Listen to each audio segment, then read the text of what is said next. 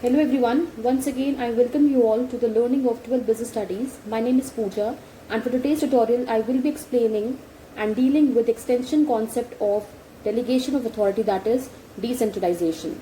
Prior to this tutorial of mine, I had duly covered delegation of authority as in a sense of managing the things or the tasks which may not only help individual employee to develop and groom, but as a manager to focus on essential areas or important tasks, thereby delegating routine tasks to the subordinates. So let's cover delegation. Let's cover decentralization for today's tutorial. So decentralization refers to evenly and systematic distribution of managerial authority from top level of management to middle and further to the lower level. In a decentralized organization, authority for major decisions and framing overall policies is retained at the top level and balance authority is delegated to the middle and lower levels. So decentralization of authority means dispersal of authority to take decisions throughout the organization up to the lower levels. तो जब भी decentralisation की बात होती है, force यहाँ पे authority to take decisions वो हम लोग डिस्ट्रीब्यूट करते हैं, शेयर करते हैं with throughout all the levels of the organization, चाहे वो आपका middle level हो, चाहे वो आपका lower level हो. It implies the reservation of some authority with top level management and transferring rest of the authority to the lower levels of organization. So जब भी हम लोग बात करते हैं decentralization की, तो of course यहाँ पे हम क्या करते हैं, as the top level management or the panel of top level management, कुछ चीजें हम confined रखते हैं अपने तक, and whereas बाकी जो चीजें होती हैं उसको हम लोग डिस्ट्रीब्यूट करते हैं, ट्रांसफर करते हैं in the form of the authority to the lower levels of the organisation, which means I am talking about the middle as well as the operational level. So by mean of decentralisation हम यहाँ पे for sure empower करते हैं lower levels को so as to take decision and जो भी वो problems को फेस करते हैं जब भी इम्प्लीमेंटेशन की बात होती है, सो ऑफ कोर्स यहाँ पे उनकी स्ट्रेट इन्वॉल्वमेंट होती है, so they are the better one to जज and to take decision in this context. So herein a quoted definition है जहाँ पे mention है that decentralization refers to systematic effort to delegate to the lowest level all authority except the one which can be exercised at central points, which means that जब भी decentralization की बात होती है तो definitely हम लोग involve करते हैं to the middle level managers and of course to the lower level people in the organization. So यहाँ पे systematic arrangement होता है, systematic effort होता है so as to distribute till the lowest level वो अथॉरिटी, वो डिसीजन मेकिंग एबिलिटीज, वो powers. उसके साथ साथ we have to keep this in mind that every of the authority can not be delegated to every of the level. इसीलिए कुछ चीजें centralise रखी जाती हैं एंड कुछ चीजों को हम लोग डिसेंट्रलाइजेशन के फॉर्म पे डिस्ट्रीब्यूट करते हैं to the levels of the organisation. So if you do remember, हमने सेंट्रलाइजेशन एंड डिसेंट्रलाइजेशन को रेफर किया है, पढ़ा है in your chapter number 2, that is your principles of management. So it is one of the popular principles जो कि Henry Fayol ने suggest किया था, wherein he told that कि everything which goes to increase the importance of subordinate role is known to be your decentralization, which means that जो भी ऐसी चीज हम करेंगे जिससे importance बढ़ जाएगी एक एम्प्लॉय की या सबॉर्डिनेट की, उसके इन्वॉल्वमेंट की या उसके रोल की, then definitely it is counted to be your decentralization. And कोई भी चीज ऐसी या कोई भी डिसीजन ऐसा जो कि रिड्यूस कर देगा उनका रोल या involvement, that would be centralisation. So centralization and decentralization refers to the extent to which the authority and responsibility is passed to the lower levels. If authority to take decision is retained at top levels, then organization is said to be centralized. Whereas decision making authority is widely distributed, then organization is said to be decentralized. सो जब भी हम लोग centralisation of authority की बात करते हैं तो centralisation of authority refers to the concentration of the decision making power at the top level of management. And जब भी हम लोग डिसेंट्रलाइजेशन की बात करते हैं तो of course is the systematic delegation of authority at all the levels of the organisation and of course in all the departments of the firm और the company. So do remember, every organization is centralized as well as decentralized in nature.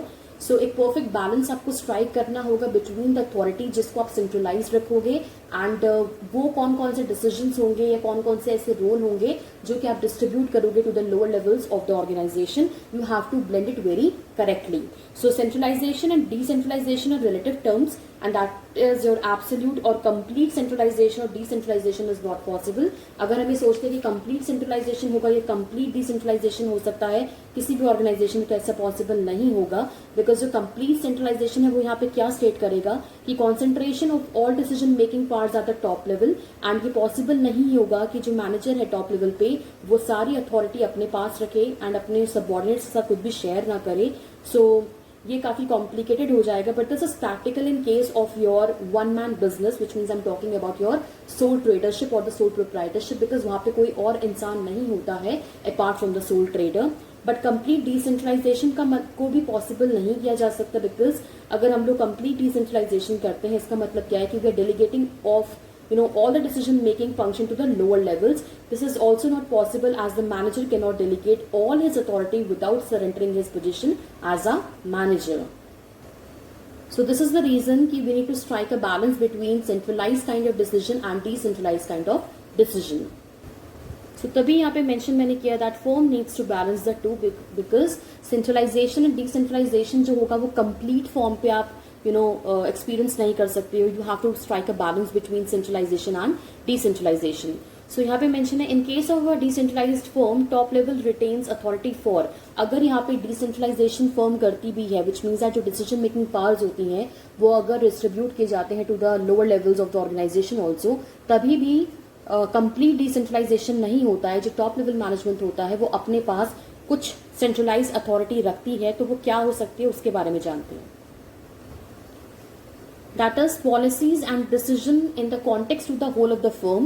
तो जो भी general policies बनेंगी, plans बनेंगे, decisions लिए जाएंगे या overall budget set किया जाएगा, वो सारे जो फैक्टर्स होंगे जो कि काफी की एट्रीब्यूट एरियाज होते हैं, that has to be decided by the top management. जो ओवरऑल कंट्रोल और कोऑर्डिनेशन होगा that is also to be secured by the mean of your top management.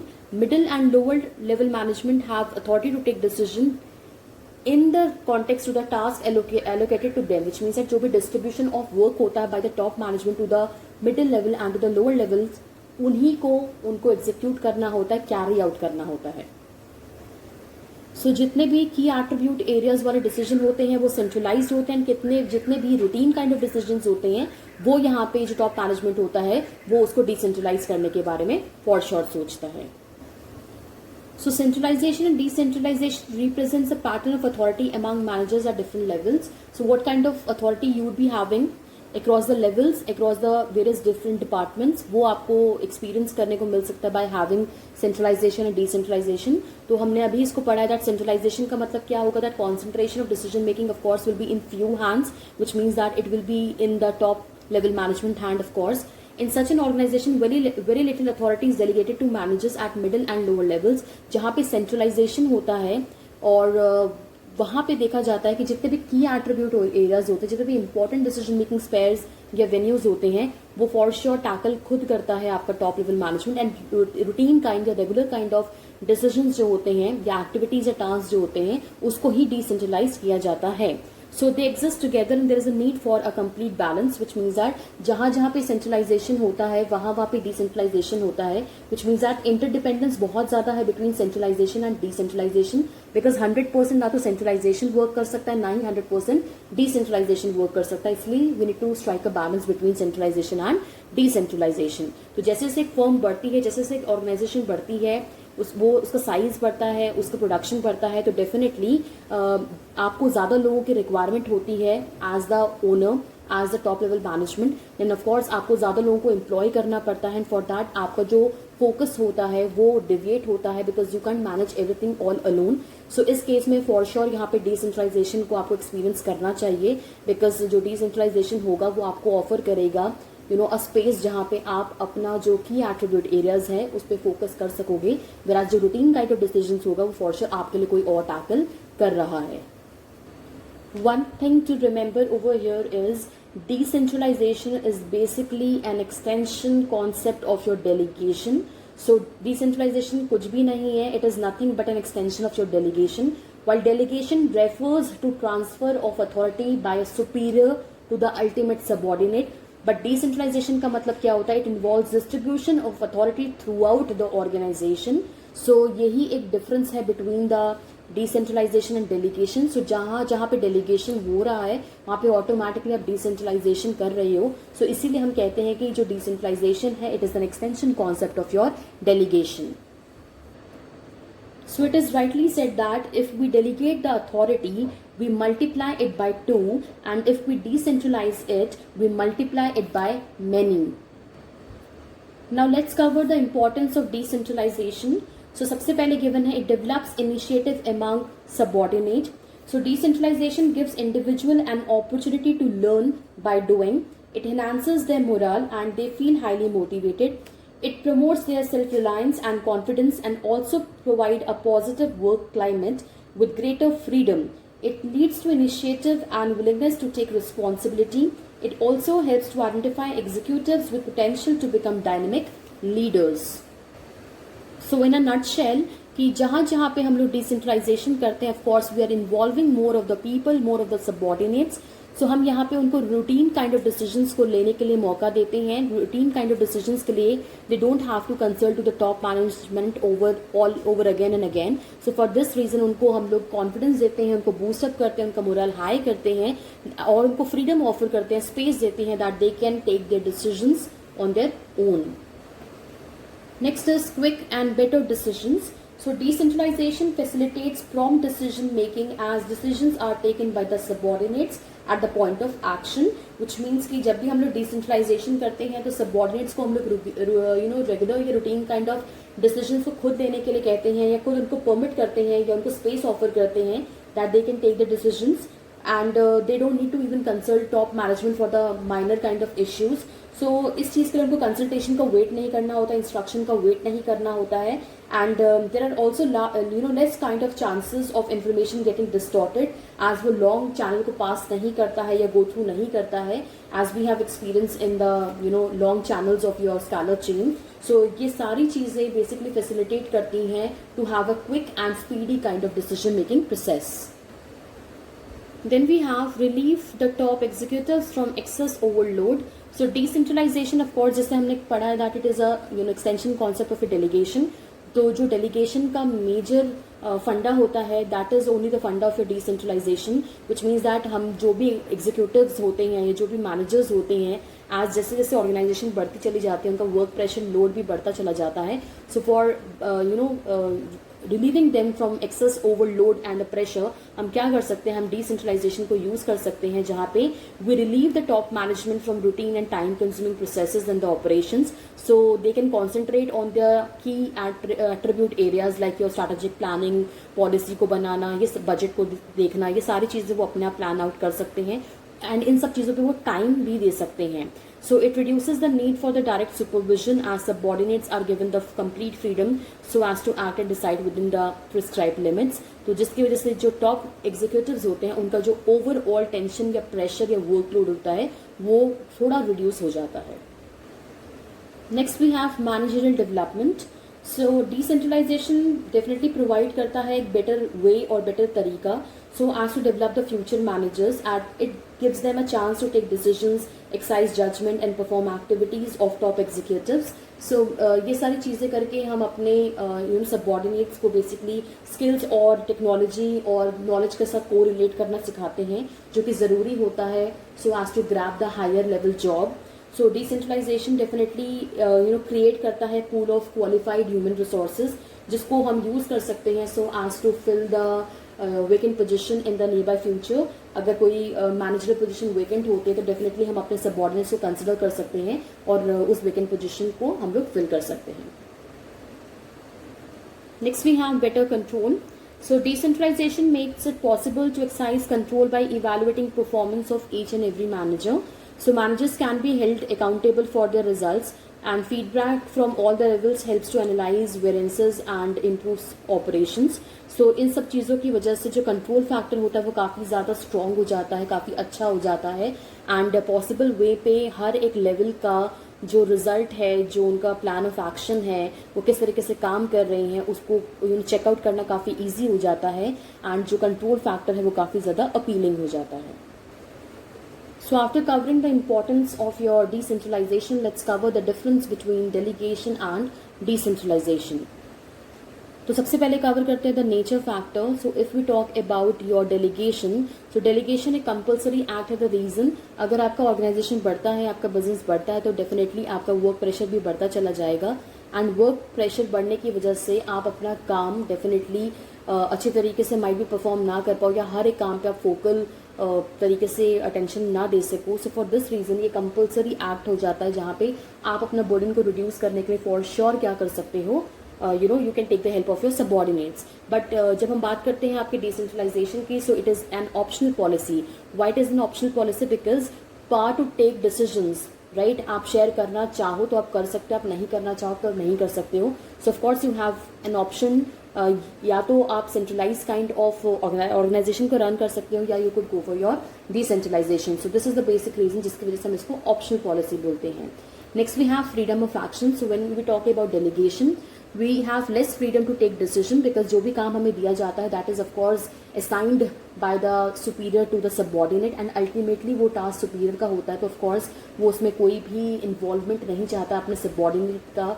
सो इसीलिए वो उनको फ्रीडम नहीं देता है टू परफॉर्म द टास्क जिस तरीके से परफॉर्म करना चाहते हैं. But more freedom is offered in case of your decentralisation, because जो टॉप मैनेजमेंट है वो अपना सेंट्रलाइज डिसीजन को अपने पास रखने के बाद, या की एट्रीब्यूट एरियाज डिसीजन को अपने पास रखने के बाद, जो रेगुलर या रूटीन काइंड ऑफ डिसीजन होते हैं उनको ऑफर करता है to the lower level of management, so as to take their call कि उनको किस तरीके से कैसे काम को परफॉर्म करना है.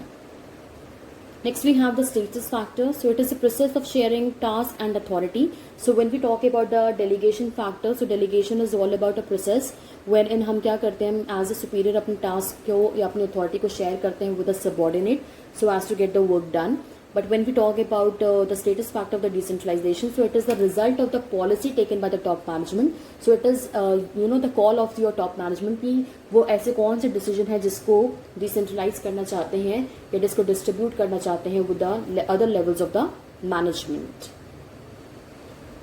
Next we have the scope factor. तो जो स्कोप फैक्टर डेलीगेशन का है दैट इज नैरो, आज ये काफ़ी ज़्यादा कन्फाइंड है only to superior and to the immediate kind of superior और सबऑर्डिनेट रिलेशनशिप को यहाँ पे डिस्प्ले किया जाता है. But when we talk about your decentralisation, so of course it has the wide application to it, because ये एक लेवल के लिए या एक इंसान तक ही कन्फाइंड नहीं है. It is somewhat extended to all the levels of management. So definitely एक large scale organization काफ़ी ज़्यादा distributed होती है, scattered होती है in terms of the hierarchy.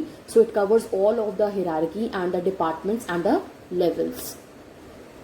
Next we have the purpose factor. So basically जब भी delegation किया जाता है तो reduce को करने के लिए, burden को reduce करने के लिए basically हम सोचते हैं manager का, because manager जो होगा वो, executive जो होगा वो बहुत सारा काम करने के लिए प्लान आउट किया जाता है उसको, उसके प्रोफाइल को.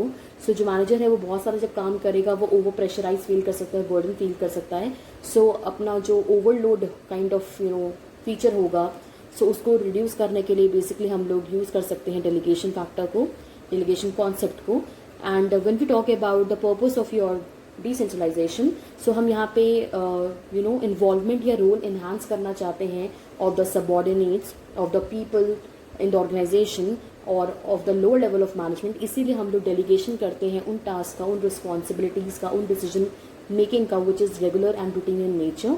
सो हम यहाँ पे कोई भी चीज़ जब भी डिसेंट्रलाइजेशन के फॉर्म पे बात करते हैं, so of course it enhances the role and participation of the subordinates और the levels of management. So as to talk about the crux factor of the decentralization, it is all about जहाँ पे हम लोग involvement या participation या role factor of the subordinate को enhance करते हैं. At the same time we cross और we come down to the various levels of the organization, to the various departments of the organisation and involve many of the people so as to take decision making, so which is regular and routine in nature.